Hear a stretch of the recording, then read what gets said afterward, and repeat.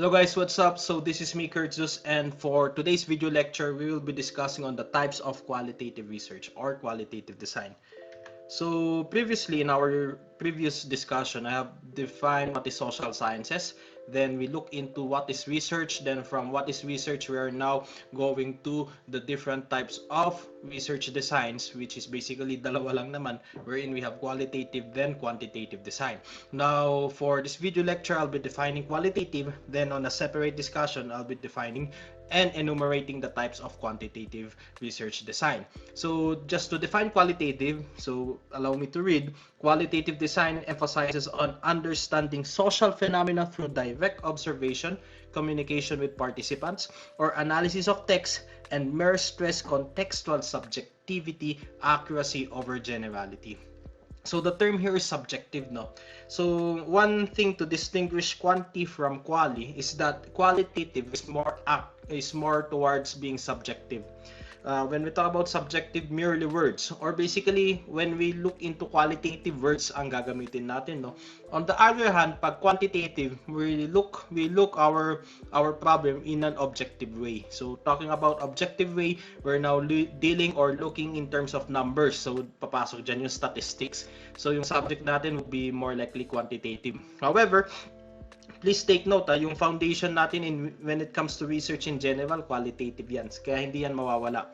And basically, when we look into statistical interpretation, we also apply qualitative design. Then another thing, no? So looking dito sa definition, no, nakalagay dito through direct observation. Why do we need to do direct observation? Basically, we're now generating a body of knowledge. Unlike sa quantitative, ang ano natin dyan is we already have a body of knowledge, a theory, then we will now observe that theory. Kaya more likely lumalabas sa quantitative is already indirect observation. We started first with a theory, then doon na tayo mag-observe. Unlike with qualitative, we directly observe first yung gusto nating maintindihan or the thing that we wanted to know. Kaya nga from the term research, may term dyan na search. We're looking for something. We're understanding a certain phenomena. Okay. So here are the common methodologies in qualitative researches, no? So actually there are 7. So we have historical analysis, case studies, phenomenology, content analysis, ethnography, grounded theory, then action research, no? So I'll be defining them one by one, then I'll be providing some examples para medyo magets natin paano gamitin itong mga designs na to. Because when you enter already your research, or when you doing your research already, it's either that you'll be picking one of this if you're going to choose qualitative. Then on the quantitative part, I will also enumerate the different methodologies when it comes to quantitative research. And last is participatory action research. Although naulit lang naman, no? So supposedly number 7 and 8 isa lang yan. Now first things first, we go to historical analysis. Now when we talk about historical analysis, it involves the systematic collection and criticism of documents that describe past events. Or simply, we are researching all about past events. Kaya nga the term there would now be history. Now if you remember your readings in Philippine history, all of the texts that you've analyzed and critic is basically historical analysis, diba? From your historiography, where you now analyze and critic primary sources, then secondary sources. But basically, hindi lang tayo naglilimit doon, no? Ang daming application ng historical analysis when it comes to political science. So for instance, we want to understand some cases, diba? Court cases. So basically, gagamitan natin yan ng historical analysis. Or for instance, yung mga scenarios ng ating mga local government units, from institutions, from individuals such as your presidents, senators, or other politicians, gagamitan din natin yan ng historical analysis. Now, to give an example would be the territorial dispute of China and the Philippines, the 9-dash line map. So basically, what we are doing here is a little bit of legal and historical analysis.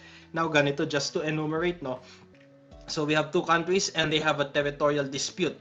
Obviously, China and Philippines. Then we have this portion of the sea, either it's called South China Sea or West Philippine Sea. Now, let's go first to the Philippine claim. And basically, alam nyo na yan, eh. Yung claim ng Philippines is basically under your UNCLOS in our Constitution. So, the UNCLOS is embedded in our Constitution, no? looking into the article about territory. So yung sinusundan ng Pilipinas and its claim towards the disputed territory is the UNCLOS, the United Nations Convention on the Law of the Sea, which would now exhibit that countries or archipelago, ang limit would now be 200 nautical miles, and we call it as your exclusive economic zone. Yun yung claim natin. Yung claim natin is sort of legal. However, yung claim ng China is basically historical. So dito na papasok yung historical analysis natin, no. And it goes way back during your Ming Dynasty. Now, when you try to check yung claim ng China, and basically you could now check this pagdating sa mga archives ng kanilang mga universities. So, when you try to check, kunyari, let us apply dito sa Pilipinas, no. So, for instance, yung Scarborough Shoal. In 13th century Southeast Asian region, dominated yan ng Ming Dynasty. So basically, ang nangyari dyan is the Ming Dynasty, which is now resides in Asia, basically has connections with other islands in your ASEAN. So nagkakaroon sila ng trade sa Vietnam, sa Brunei, the Kingdom of the Sultan of Brunei, with Malaysia, with Sulu, and dito sa Pilipinas. Now, dito sa example ng Scarborough Shoal, maganda yung justification nila, no? Maingay yung aso. So during your 13th century, China, the Ming Dynasty already has trading agreements with kingdoms dito, no. If you know yung kingdom ni Ordoha, so basically yung Ordoha, to those who know Ordoha, so si Princess Ordoha daw, although it's a myth or it's still contested, na ay nakalocate sa Pangasinan. Actually, may kingdom na talaga nun. It's the Kingdom of Cabuluan. So yung mga tao dito is basically they now have ties with the Ming Dynasty. It's either through trade or etc. Now, if you remember your Philippine history, diba? Your readings in Philippine history, si Limahong, diba? Which in Philippine annals would now dictate that he's a pirate. The Chinese history proposes na iba. He is not a pirate, kundi he's a consul, no? So, ano ibig sabihin ng consul? More likely, he's like a government representative. So, bakit may government representative dito sa Pangasinan? So, we could now check yung diplomacy between your ancient kingdoms in China and in the Philippines. Then another thing, no, although this is a radical point of view, even some scholars will beg to disagree, especially Chinese scholar, that actually Limahong was actually, or the kingdom of Cabuluan, which is located in Pangasinan, was an extension of your Ming Dynasty. Although medyo ano siya, ganun ka-flow. It's not that accurate, no? So, ganun yung naging reason. No? And when you try to check Pangasinan roots, your Pangasinense, we do not use the term Ibaloy. Magagalit yung mga estudyante kong Ibaloy, sorry. Apologize. Yung mga Panggalatok na estudyante, no? Sorry, yung mga Pangasinense, kakasabi ko lang, yung mga Pangasinenseng estudyante magagalit pag Panggalatok yung gagamitin nating term. Because it's somehow offensive on their part, no. But regardless to say, going back, no, yung Pangasinense roots daw natin is basically heavily influenced by your Chinese, and a lot of anthropologists and your historians would now agree.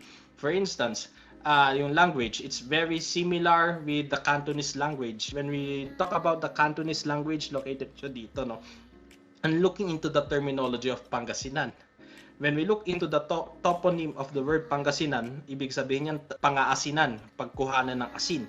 But in Chinese annals, yung word na Pangasinan ay may equivalent na Chinese word which is Pangasiwan. And I'm not kidding around, no? This is legit. Now, itong Pangasinan and all of those influence would now dictate that China has already influenced yung communities dito. In a radical point of view, baka na nga nasakop nga nila yung Pangasinan. But going back to the story, no, lumalayo na ako doon sa main topic, no. Hindi nga tayo, kung sabihin na natin, kahit nasakop yan ng China, ang Pangasinan, nasakop din tayo ng mga Espanyol. So, nasakop tayo ng Espanyol, they occupy Pangasinan. Pero, ang justification doon ng mga Chinese historians, the Spaniards never occupied the trading routes. So from the time of the Spaniards, or rather from the Ming Dynasty up to the time of the Spaniards, who monopolizes the routes, the sea? It will now be the Chinese. So up to now, yun yung naging justification nila. So basically, since the dawn of memorial, sino nga bang may hawak ng Scarborough Shoal and your Spratlys and other areas dito sa dagat na to is basically owned by China, and that is their claim. So yun yung nakikita natin, no? But again, when we look into history, syempre we're looking into historical analysis, we file a case against China in the Permanent Court of Arbitration.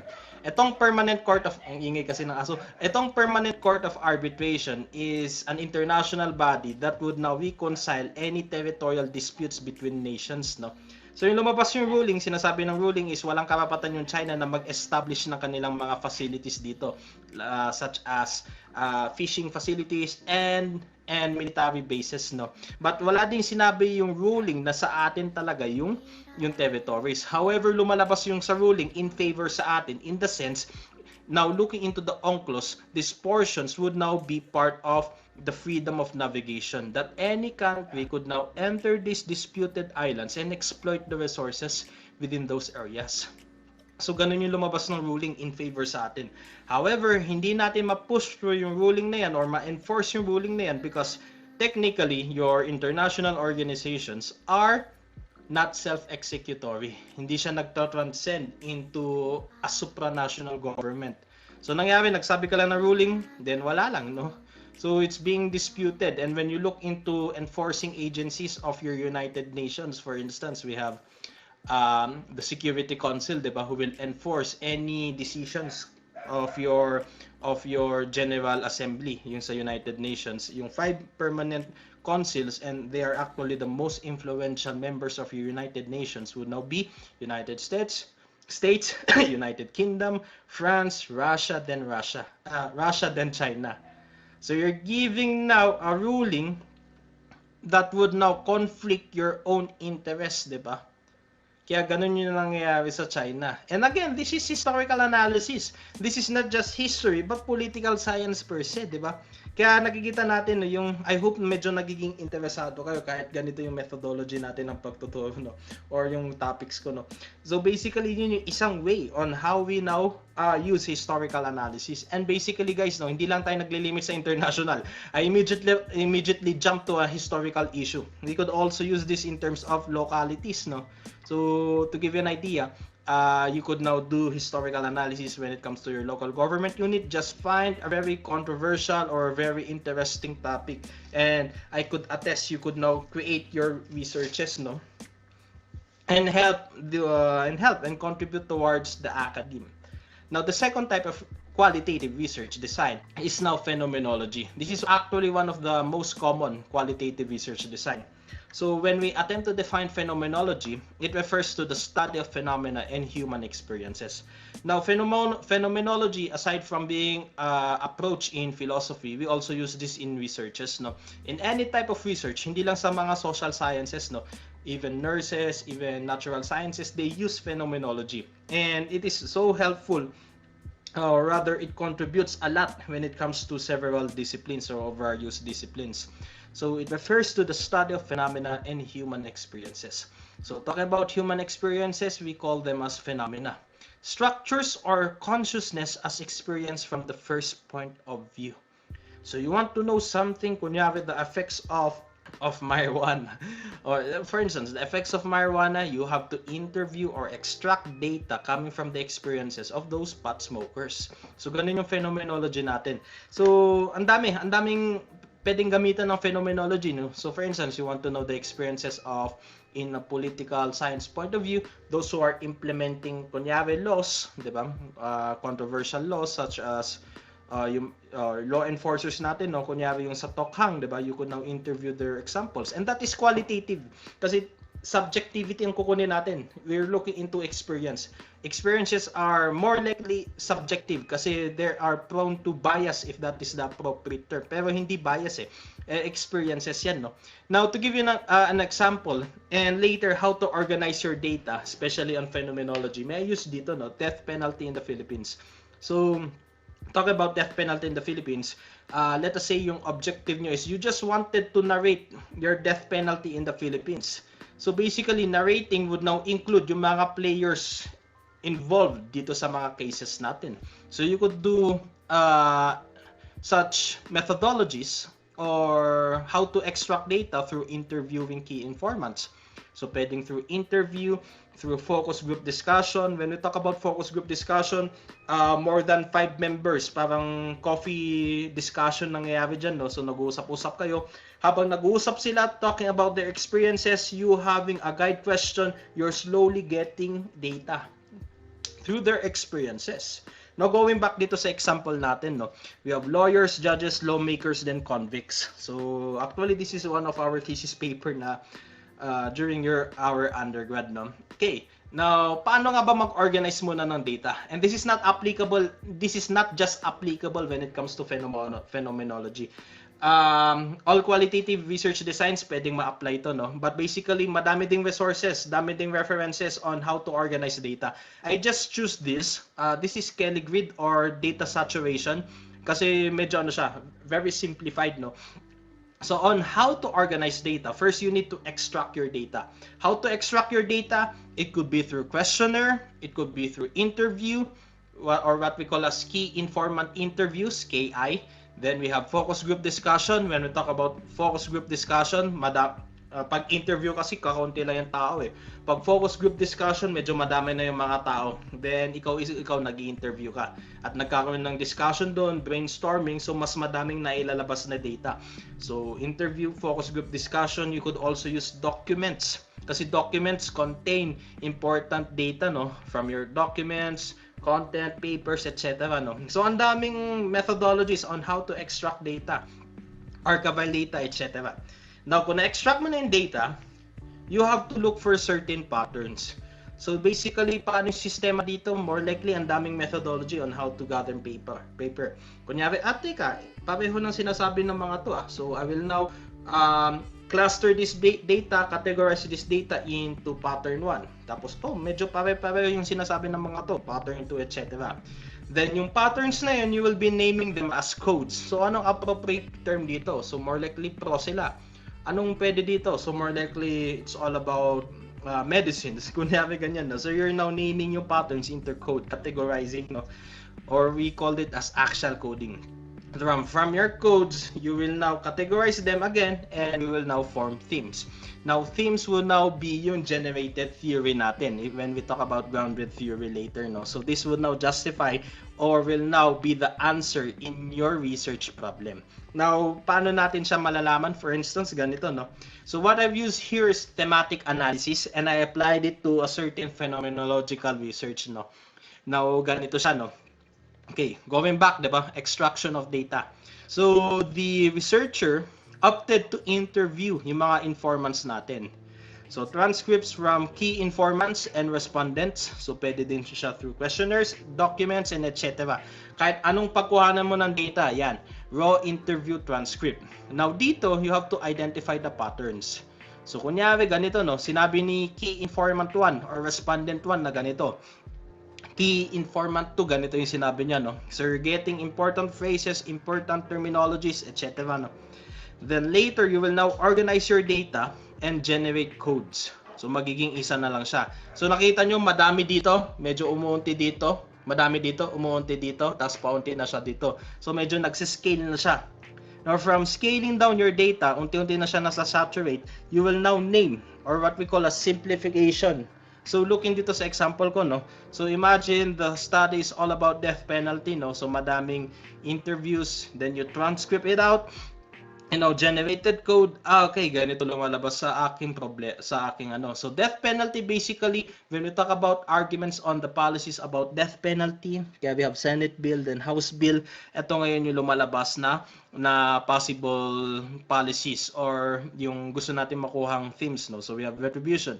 Does death penalty deliver the concept of justice, diba? Deterrence. Does death penalty stop crime?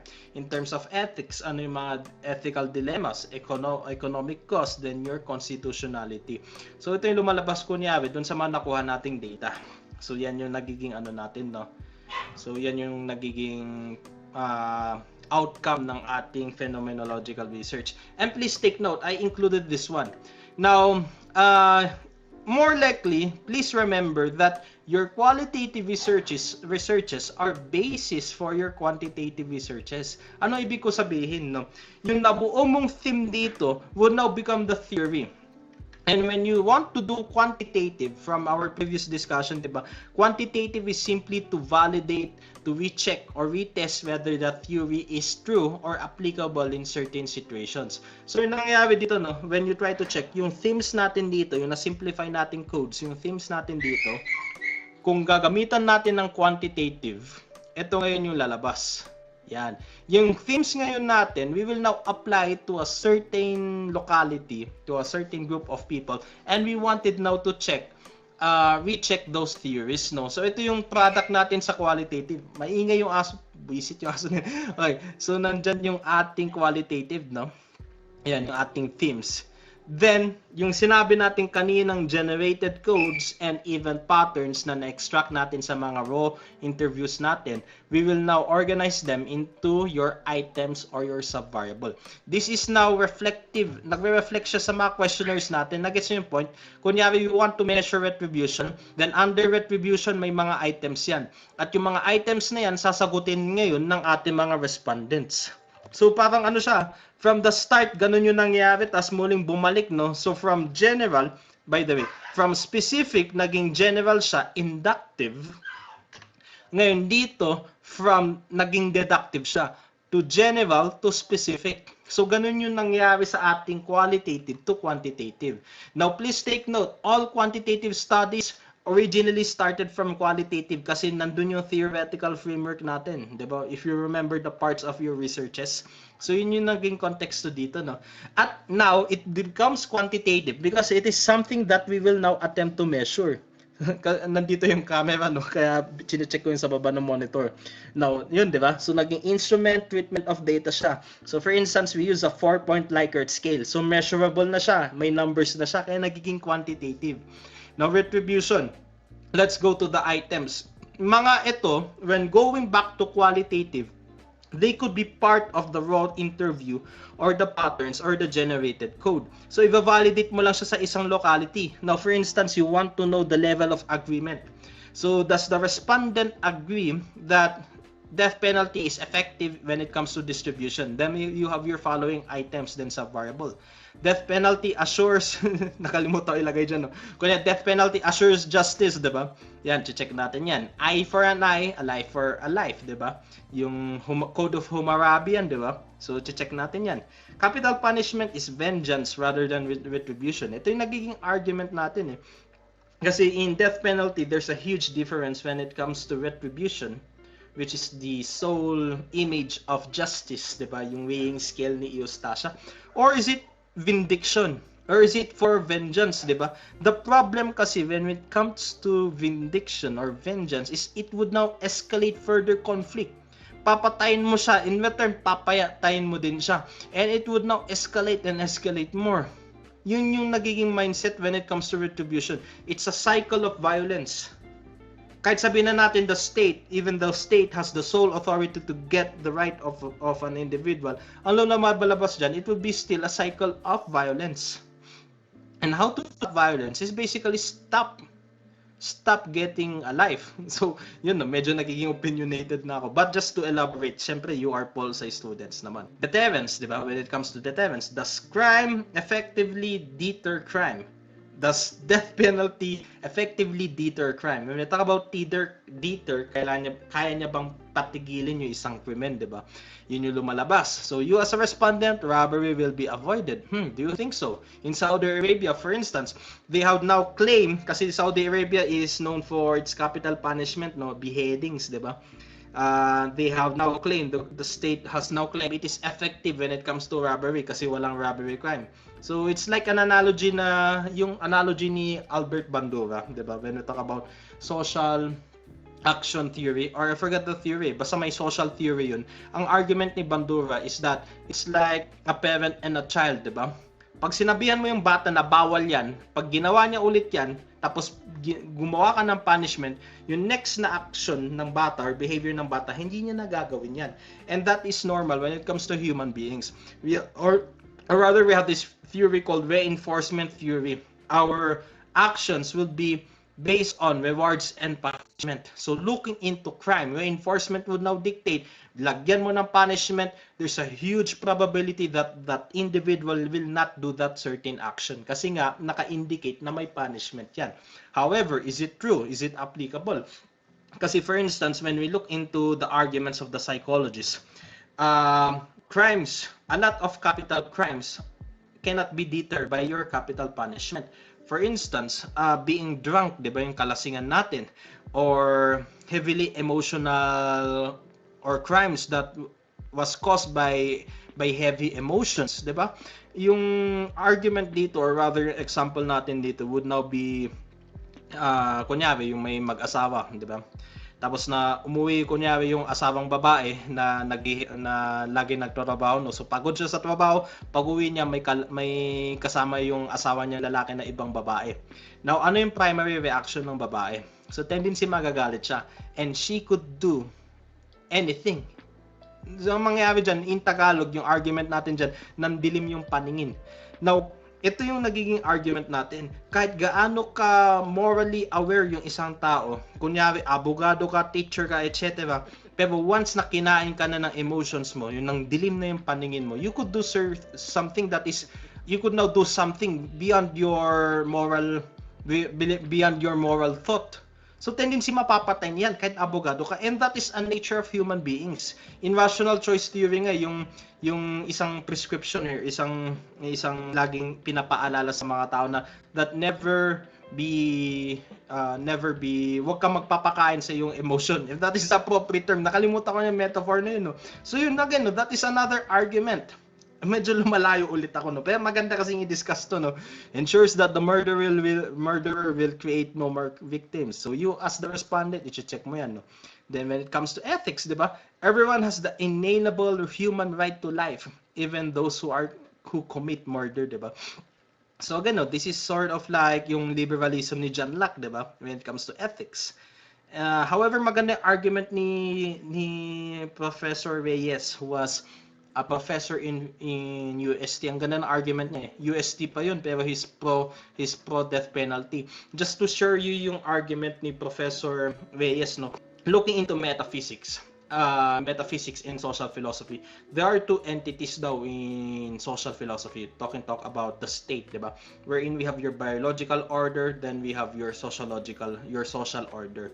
Yung biological order is very similar with yung kay Charles Darwin, but basically, just to sum it up, ang biological order, lahat tayo may buhay. However, since we as human beings are the dominant species, because we could now think, we now created this order, this entity called your social order. Basically, this will now be the society, the state, etc. It's a community, diba? Now tendency, the social order has the right to dictate now your biological order. Kasi nangyari dyan, parang may hierarchy yan, no?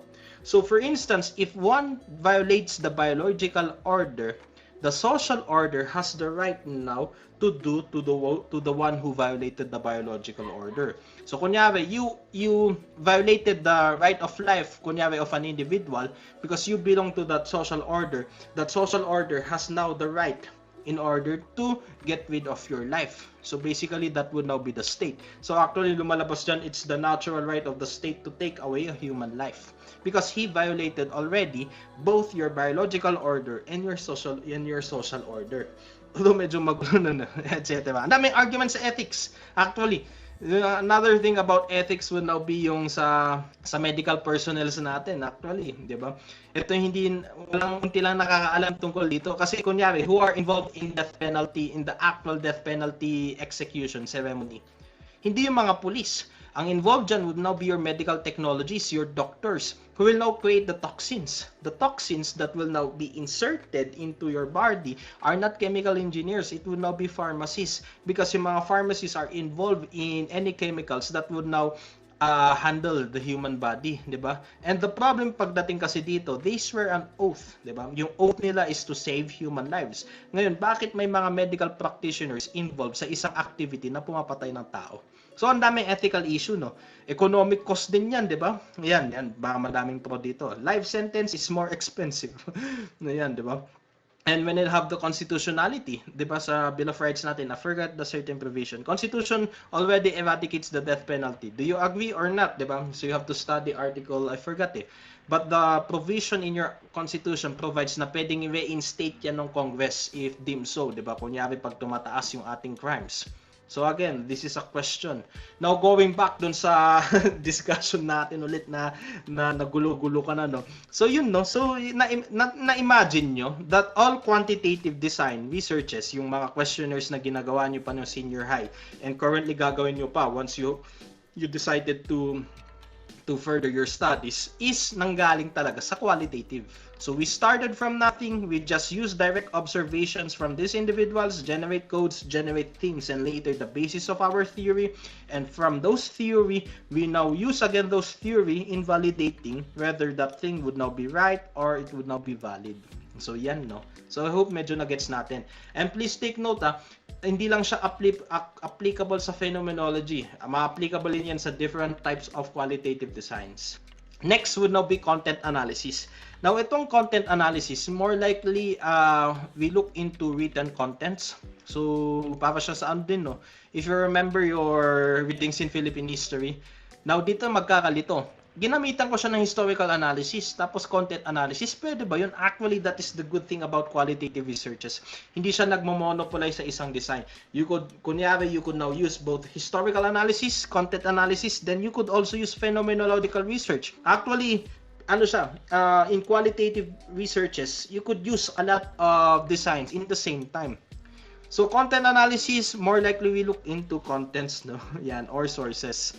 So this would include documents, di ba yung sa reading sa Philippine history natin, artifacts, letters, and books.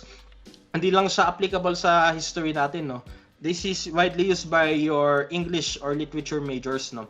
And even your mass communication majors. Contents can be analyzed with varieties of methodologies and techniques. So madami dyan. Hermeneutics. When we talk about hermeneutics, is basically the study of interpretation, or it's the how methodology when it comes to interpretation. Deconstructivism, semiotics, the analysis of images, rhetoric analysis, diba? And discourse analysis. Ang dami actually. So the main approach, by the way, inalis ko to kasi this is for my history class, no? Wala dapat yan, no? But the main approach in this subject is madami, no? So never mind this one, no? Okay, to give an example, I always share this to my classes, kahit anong classes. May aso, no? Yung Jack and Jill, ang ganda gamitan ng content analysis kasi may hidden political and sociological message yan, no? When you look, no, ganito, no? So, Jack and Jill went up the hill. So, tumaas sila sa hill to fetch a pail of water. Can you see something wrong already in this image? Yung mga former students ko, lagi niya kinukwento to kasi napaka-interesting, no? To fetch a pail of water. Now, there's something very wrong dito sa picture na to, or from the phrase, fetch a pail of water. Bakit may water sa taas ng hill, diba? A pail. Then when you try to check the word fetch, kukuha pa lang sila ng tubig. So does the hill defying the laws of gravity, diba? So, or nagsisquirt yung tubig pataas. When you talk about squirt, yung force na palabas yung tubig, diba? Yung hose. Baka iba yung iniisip nyo dun, no? So yan yung nagiging ano natin dyan, no? So from the first three phrases, went up the hill to fetch a pail of water, there's something wrong. Jack fell down. Let's go to the second phrase. Jack fell down. Bakit nahulog si Jack? Hindi man inelaborate sa rhyme, di ba? There's already been a question. Baka lampas si Jack, we do not know, no? And broke his crown. Okay, dito na, di ba? One would say broke his arm. No, but when you look into this very old school paper, the actual lyrics is broke his crown. Bakit may crown si Jack? Is Jack a royalty? Is he a king, a queen, a prince, or even a princess? Hindi natin alam, no? Then Jill came tumbling after, diba? Bakit nahulog si Jack? Nakita ni Jack na nahulog, so nagpakahulog na din si Jill, diba? So parang nagpakatanga. Mag-isa lao dito, parang tanga. Diba? And Jill came tumbling after. We do not know the reason, no? Does the author just crafted or constructed this rhyme just to rhyme, or may hidden messages talaga yan, no? Now, when you try to check during those medieval times or Renaissance times or yung mga historical times, itong mga rhymes are actually parodies. The intention is to narrate something, probably an event or an individual, at gagawin siyang source of laughter. So pagtatawanan pala siya, no? And yeah, let's use content analysis hermeneutics to decipher this one, no? Jack and Jill went up the hill to fetch a pail of water. Water symbolizes what? It symbolizes life, di ba? So went up the hill. So basically Jack and Jill is basically a story of rags to riches. So pinaghirapan nila yung tubig na yan. Pinaghirapan nila yung buhay na yan, no? So yun, no? So nandun na sila sa tuktok. They have now gathered that water. But the problem is that the opposite of life is death, di ba? Pag nasobra mo yung tubig, the opposite of, di ba? Pag nasobra mo yung luho, yung tubig, basically yun na yung kabagsakan mo, di ba? What comes up must come down, di ba? Medyo magulo na yung thoughts ko, no? At yun yung nangyari kay Jack and Jill, no? And broke his crown. Kaya nakuha niya na, di ba? Nakuha na yung luho sa buhay. Nakuha niya na yung power. And yet, doon na yung dahilan. Kaya bumaksak siya. And Jill came tumbling after. The success of a man, there's a woman behind it. So this would now be a story of two couples. And when you try to check, Jack is basically a common name in France, no? And Jill is a common name for female. So more likely the term there should be Jillian. And actually, Jack and Jill portrays two important figures in your French history, particularly your French Revolution. Jack is basically King Louis XVI, and Jill is basically Queen Marie Antoinette. The Queen Marie is basically Queen Marie Antoinette. So hindi nyo makikita nyo, an ordinary nursery rhyme could now depict historical events in our history, diba? Napaka-interesting kahit magulo ako mag-explain. Or another thing, when it comes to content analysis, speeches of presidents, basically you policy students will be analyzing this one, no? Although kahit hindi nyo i-research yan, basically we'll attempt to analyze yan. Kunyari, yung composition ng kanilang speeches or the way they speak, di ba? When it comes to pronoun. It's a common study, madaming studies na to actually, that Obama uses the pronoun we, which presents, it would now reflect their leadership actually. While President Trump would always use the pronoun I when it comes to his speeches. And this could now reflect, for instance, when it comes to their leadership image, their leadership skills towards their policies, diba? We have this cool guy, then we have this guy, diba? Yun yung And it's our task to analyze as well those speeches, diba? Kaya yun, ang ganda tignan, diba? Now, the third one, dami ko nang pinagsasabi, would now be ethnography. Now, when we talk about ethnography, this is commonly done by anthropologists. Basically, political science as well, no? So, it is an in-depth observational science which provides an account of a particular culture, society, or community. Especially sa, those who take up anthropology, ang gandang if you want to shift from political science, you could now go to anthropology. Lately ko din siya na-appreciate. Although na-appreciate ko na yung culture way back, no? Pero the discipline itself, anthropology, mas lalo ko siya na-appreciate right now, no? When you look into American universities, masyadong mabigat yung research nila, yung thesis nila, no? They have now to go to a certain community and conduct their ethnography research, no? They have to immerse, that is the appropriate term. Kailangan nila mag-immerse sa isang community for a year. Kasi yun yung madalas na prescription when you do ethnography in order to observe yung kanilang traditions, culture in general, and the society within them, no? So yun, ang dami, no? An example of ethnography, to give you an idea, would now be indigenous practice of Igorot tribes in Cordillera. Very rich ang Cordillera when it comes to ethnography. So students, even your government agencies do always ethnography, no? To give an example, no, this was our paper when I was still working with the Department of Agriculture. Our task here is to look for the good practices of indigenous forestry management system, or yung tinatawag natin IFMS, in preserving yung mga projects, reforestation projects ng DA-CHARM, Department of Agriculture. So ang nagpondo nito is basically IFAD. It is the agricultural arm of your United Nations, so International Fund for Agricultural Development. So bakit nga pa kami in an agricultural agency, bakit kailangan ng reforestation? Without trees, there would now be, without trees, walang tubig, walang irrigation. and the farms will not survive, or it will not exist without yung reforestation. So yung naging project namin, no. So actually what we conducted is research by documenting the good practices. So actually itong mga ito is basically alam naman na yan ng mga communities, but you as a researcher, wala ka pang alam dito, and our task here is would now be present this one towards the audience who are basically in Manila or the agency itself, yung IFAD, no.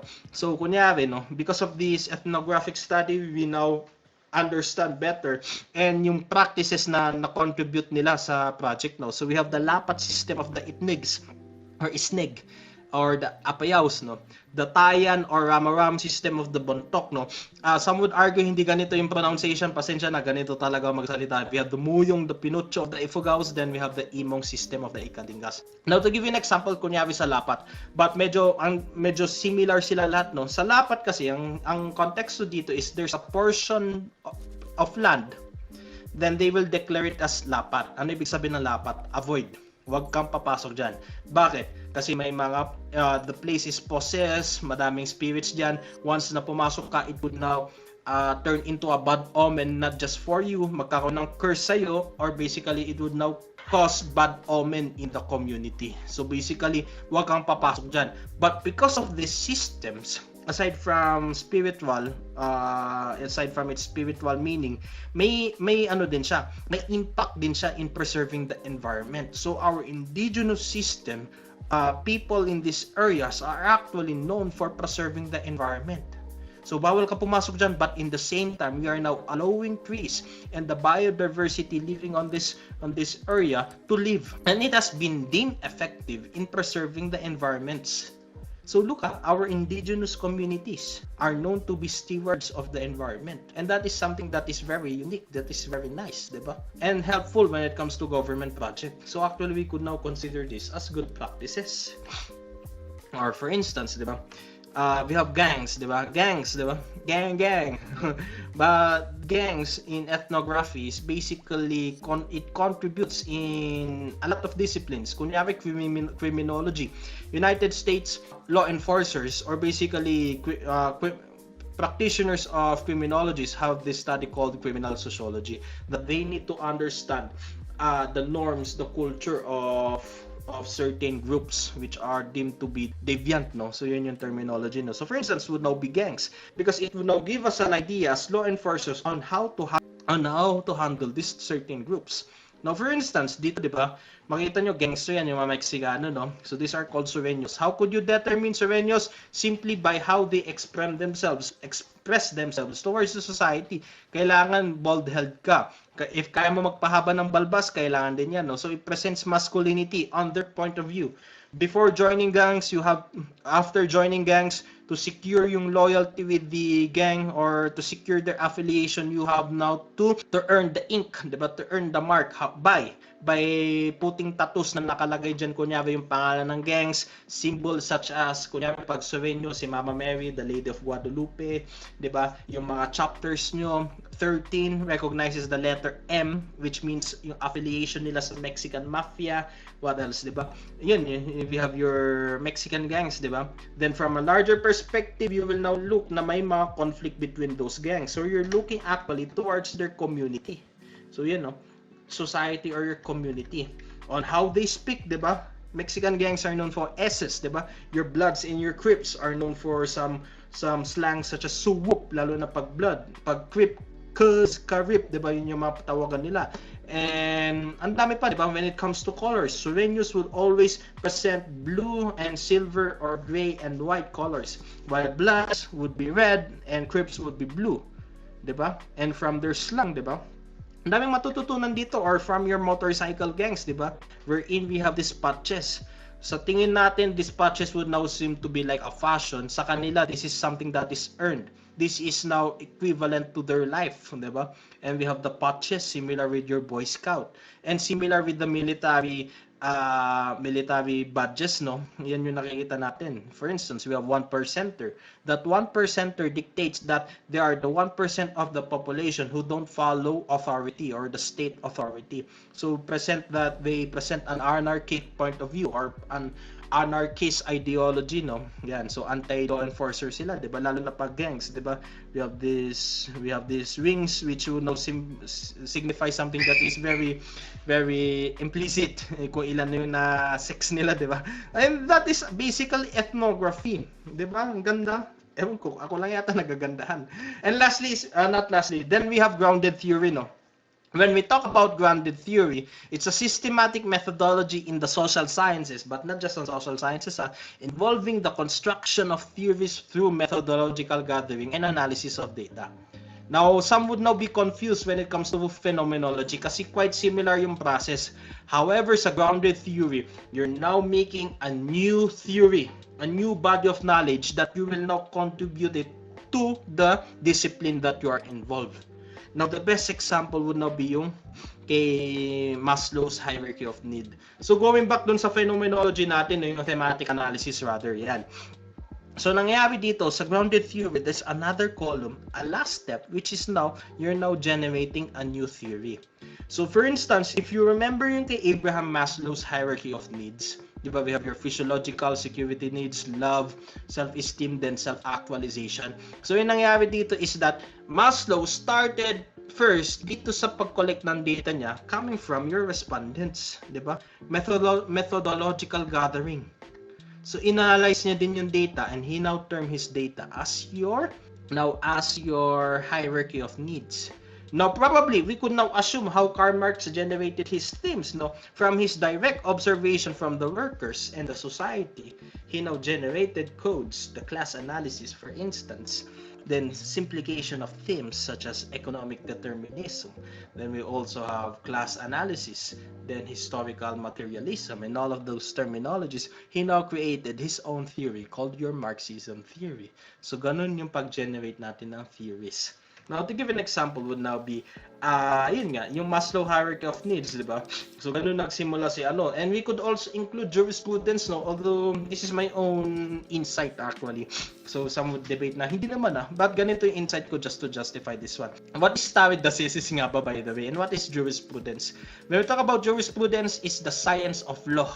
So we attempt to understand law. And from one principle in law, we have now this principle called stare decisis. Now, itong stare decisis basically means a law of precedence. Ano tong law of precedence? The courts, when they decide a certain case or provide a ruling towards a certain case, they use stare decisis in order na maging consistent yung decisions ng mga courts. So itong mga consistent decisions will be coming from previous cases. So basically, we're now making doctrines. Now, bakit nga ba siya grounded theory? Kasi jurisprudence is also the science of legal theory. Now, to give an example, kunyari yung mga Jehovah's Witnesses natin. Okay. The first case was around 1949. Do you know Jehovah's Witnesses? Basically, oo. This was actually my paper and one of my research papers actually. Yung case kasi ng mga Jehovah's Witnesses is they are known for not participating. I'm not stating violating, for not participating in certain government actions, state actions or laws, no? For instance, they do not involve themselves in joining flag ceremonies. They refuse to join in participating in any military actions. They refuse from voting, diba? So those are political. It's not 1949, 1959, no? Okay, I actually have the paper actually here, no? Ayan, kaya impromptu yung discussion natin, no? This was in, 1959, we have the case of Herona versus the Secretary of Education. Now, nangyari kay Herona, there are around 20 students who not participated. They did not participate in the flag ceremony. So nangyari dito is, di ba, we have the law of the flag heraldic code of the Philippines. So basically nangyari dito is that they violated the flag and heraldic code of the Philippines and they insisted their freedom of religion. Now what happened is that the court was in favor for the state to the Secretary of Education. So, nangyari dyan na expel yung mga estudyante nating Jehovah's Witnesses. Now, later, from 1959 to 1993, now we have a same scenario, and this is now from Ebralina versus the Superintendent of the Division of Cebu. So, DepEd pa rin yung kalaban. Sa Ebralina naman, this is in Cebu. Ngayon, yung nangyari dito is that same situation.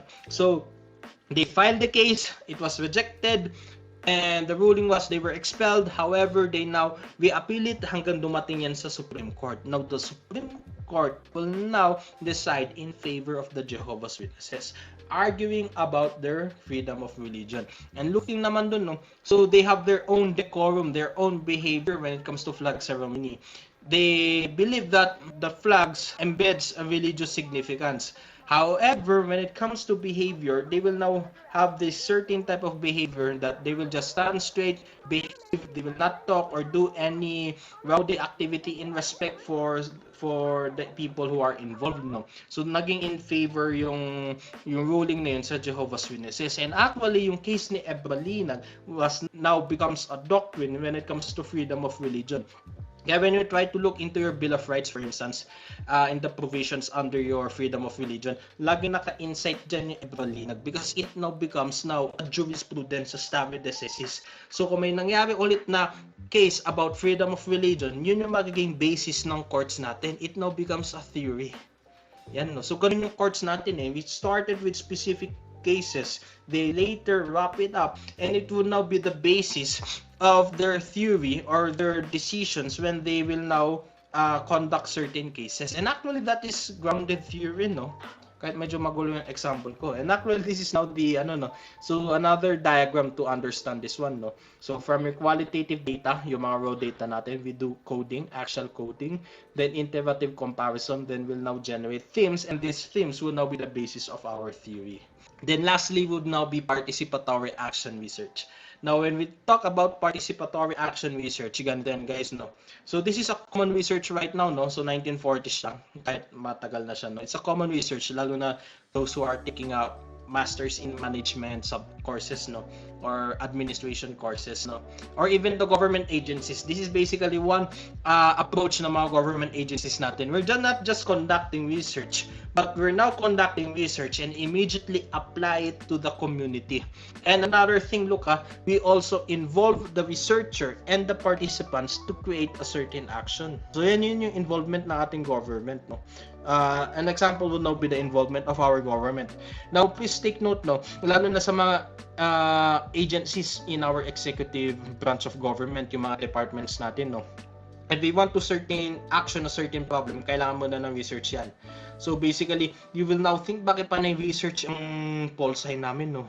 Pagdating sa second year, may stat kami, tapos third year, may analysis at may quantitative talaga kami.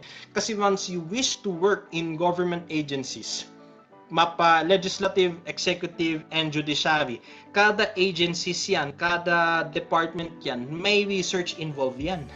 Kasi kunyari, pag nasa Department of Agriculture ka, may agency dyan for research. How to solve a problem, yan naman yung function ng government eh. We are now here in order to solve the problems in our society. And it depends kung anong sector yan, agriculture, infrastructure.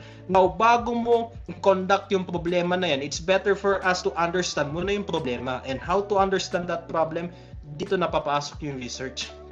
Kaya you as pol-sci students, and majority of you will be employed or wish to be employed in the government, dapat alam na natin paano yung research process. Kasi hindi mawawala yan. I already work with the Department of Agriculture. Intensive research yung ginamit namin. And basically, that is an implementing, monitoring, and evaluating agency. A project itself, diba?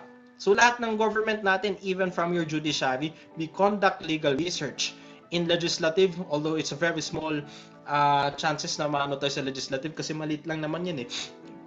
Diba? How a bill is created to law, it has to pass by through your research bureaus, yung mag-involve yung mga committees natin, diba? Kaya doon natin nakikita yung importance ng research sa political science.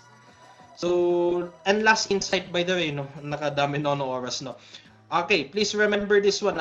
When it comes to qualitative, pwede nga ba i-combine yung different designs? Absolutely, and it is well encouraged. Kasi the more designs that you will be used, the more data that you will now extract, and the more chances of winning, of basically understanding a certain phenomena. So thank you guys. What's up?